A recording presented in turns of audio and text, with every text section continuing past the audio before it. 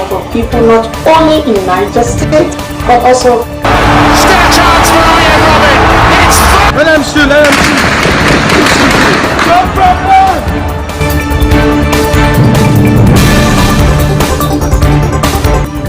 Hello, thanks for joining us, and this is the Gallery TV News update at 12. I'm Eleje Chideba. On the news headlines, INEC talk tough as 18 parties fail to conduct primaries. I'll make Nigerian economy productive, says Pete Obi. Still on the news headlines, soaring food prices, fuel scarcity pushes inflation rate to 16.82%. Students block major highways in Ondo, Edo, Oyo, and Ogun State over ASU strike. And on business news headline, experts converge on Lagos for Vanguard Economics Summit. On sports news, WAFB B tournament, Flying Eagles to tackle Côte d'Ivoire for under-20 AFCON ticket. On entertainment news, why many Nigerians fail WAEC champ multiple times, says Bibi Naija Ifnanda. And on foreign news, Finland, Sweden debate NATO's bid as Ukraine braces for Eastern attack. Now the news in details. INEC talk tough as 18 party fails to conduct primaries. The Independent National Electoral Commission has vowed to not extend the June 3, 2022 deadline for primaries, even as IS observed that on the Monday, none of the 18 political parties have conducted their presidential primaries 3 weeks to the deadline. A document obtained from INEC on Monday showed that the Accord Party scheduled its primaries from June 2nd, while the Action Alliance fixed its own for June 3rd. African Action Congress is also expected to hold its own on June 3rd, while the African Democratic Congress and the Action Democratic Party will hold their on 1st June and May 30th, respectively. The All Progressive Congress will complete its presidential primaries on June 1st. The All Progress Grand Alliance will conduct its primary on June 1st, while the Allied People Movement will conduct its primary on May 30th. Action People's Party slated its primary for May 27th. The Boot Party will conduct its own on June 3rd, Labour Party on June 3rd, and the New Nigerian People Party on June 1st and 2nd. The National Rescue Movement fixed its presidential primary for June 1st and 2nd. The People Democratic Party will hold its own on May 29th. The People's Redemption Party will conduct its primary on May 28th, and the Young Progressive Party will hold its own on June 1st, while Zenith Labour Party will hold its primary on June 1st. I'll make Nigerians economy productive, says Pete Obi. A presidential aspirant on platform of People Democratic Party (PDP), Pete Obi had a pledge to turn Nigeria from consuming nation to a producing economy if he is elected the president of the country in 2023 presidential election. Obi, a former governor of Anambra State, made the pledge when he met with PDP delegates in Kaduna State to solicit for their support and vote during the forthcoming primary. Addressing the delegates, Obi who lamented the rising insecurity in the country, said his administration will tackle insecurity by pulling millions of citizens out of poverty through job creation and providing a conducive environment for business to thrive. He also said that his administration revived the moribund textile industry that used to be one of the nation's revenue earner, and also improved the agricultural sector for farmers in the north through the provision of incentive and other farming implements to farmers. He, however, appealed to the Kaduna PDP delegates to vote wisely and ensure they elect a presidential candidate that has the capacity to address the numerous socio-economic and developmental challenges confronting the country, adding that he is the best man for the job. Still on the news, soaring food price, fuel scarcity pushes inflation rate to 16.82%.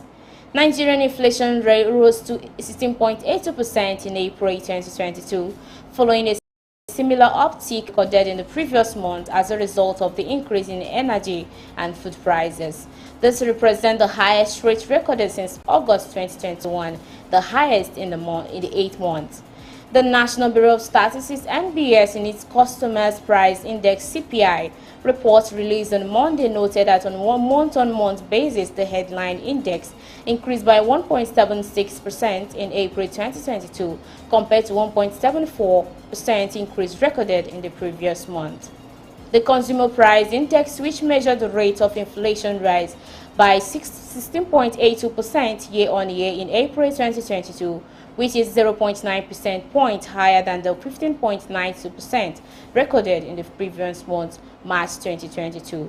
Similarly, the urban inflation rate increased to 17.35% year-on-year in April 2022 from 18.68% recorded in April 2021, while the rural inflation rate increased to 16.32% in April 2022 from 17.57% in April 2021.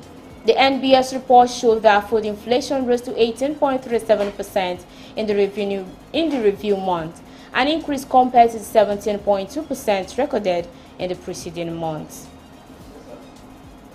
Students block major highways in Ondo, Edo, Oyo, Ogun over ASUU strike.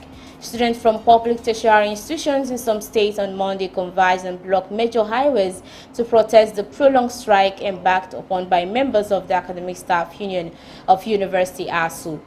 In Ondo State, the protesting students barricaded the busy Akure-Ilesha-Owo Road as early as 8 a.m., hindering vehicular movement while travelers and residents were stranded for several hours. The protest is coming 2 days after students of Adekunle Ajasin University (AAUA) blocked the Akungba-Ikare Highway to register their grievance over the continued closure of public universities in the country. Students from the Federal University of Technology Akure-Futa (AAUA) and Olusegun Agagu University of Technology Okitipupa were armed with placards with various inscriptions. Also, students in Ogun State blocked the Shagamu-Beni Expressway. Newsmen Agency of Nigeria (NAM) reports that the students stormed the Tassied axis and blocked the expressway, leaving many motorists stranded and travelers trapped. Speaking at the protest ground, the chairman of the National Association of Nigerian Students (NANS) in the state, Damilola Simeon, appeals to the federal government to respond urgently to the yearnings of the ASUU. On business news, experts converge in Lagos for Vanguard Economic Summit. Leading economics top executive will converge on Civic Center, Victoria Island, Lagos today for the 5th edition of the Vanguard Economic Discourse. The Vanguard Economic Discourse is an annual event that has developed into a seminal public-private sectors platform for new ideas and policy measures for enhancing economic development and improved welfare of Nigerians. Leading discussant at this year's discourse is renowned economist and chairman Foundation of Economic Research and Training, Professor Akpan Ekpo, as keynote speaker, with founder, pioneer, CEO of Stanbic IBTC Bank, Mr. Etedu N.A. Peterson, as the chairman. The experts will brainstorm on the theme for this year's discourse: national plans, national performance, gaps, lessons, and opportunities, which is coming on the heels of National Development Plan 2021 to 2025, recently unveiled by the federal government with the aim of generating 21 million full-time jobs and lifting 35 million people out of poverty by 2025. On sports news, WAFU B tournament, Flying Eagles to tackle Cote d'Ivoire for under-20 AFCON ticket. Nigerians Flying Eagle will confront Cote d'Ivoire in the second semi-final of the ongoing WAFU B under-20 championship in Niamey, the Niger Republic, on Tuesday, May 17th. Nigerian match winner of the Group B, while the Ivory Coast finished as the second-place team in Group A.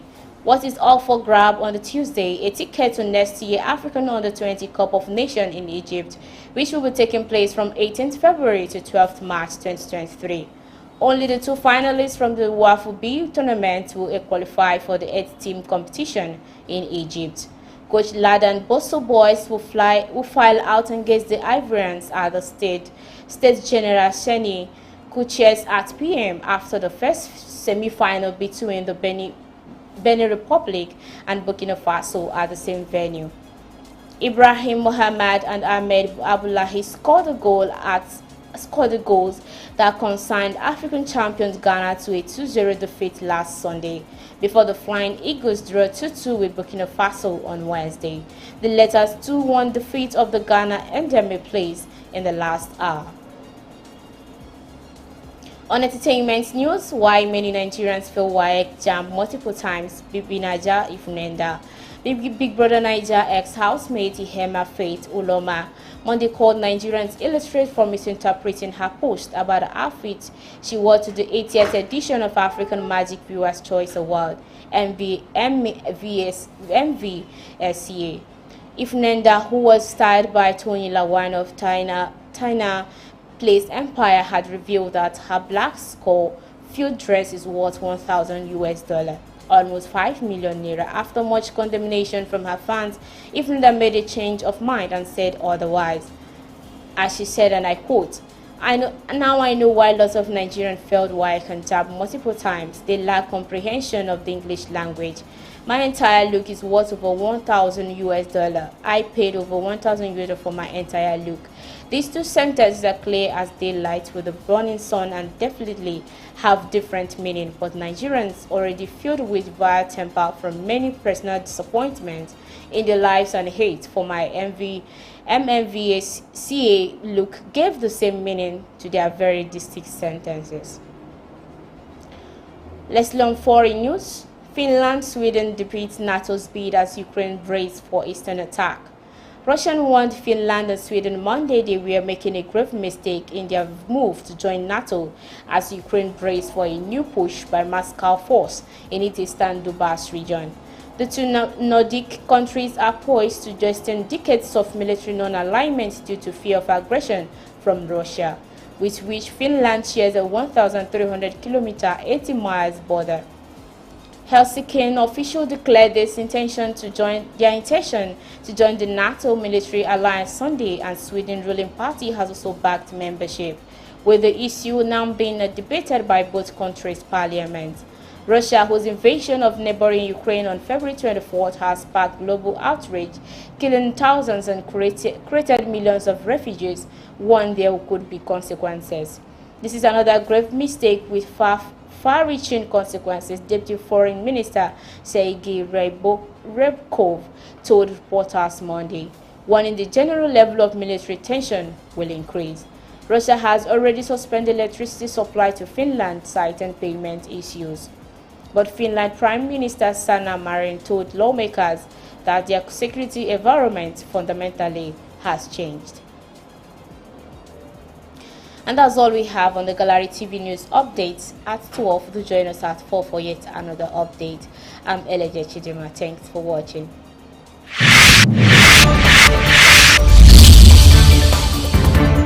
The life of people not only in Niger State, but also Still a chance for Ian Robin. It's Let him shoot, let him shoot. Go from one.